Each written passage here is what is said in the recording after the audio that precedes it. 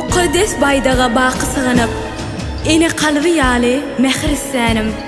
Toğa ediyen belin başımı egip, sana söygüm çeksiz Türkmenistanım.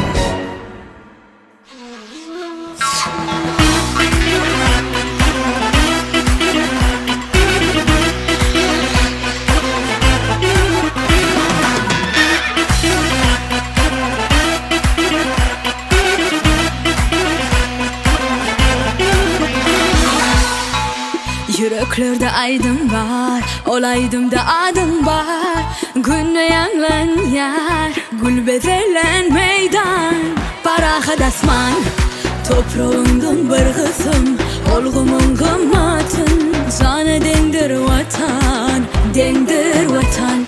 Ol cennet bağları dey, ol şirvan salları dey. Can alın can yeri dey.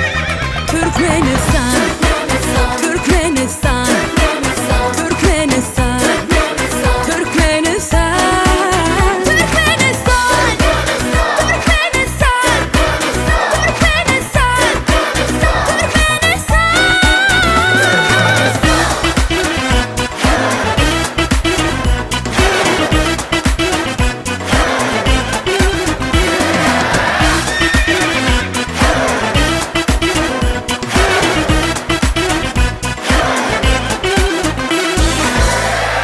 Yiğitlerim her taraf, bedevmüner meydana.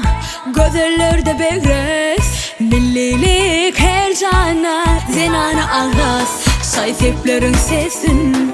Koy elem dinlesin, sen şöhretle sensin. Canım vatan, ol cennet bağları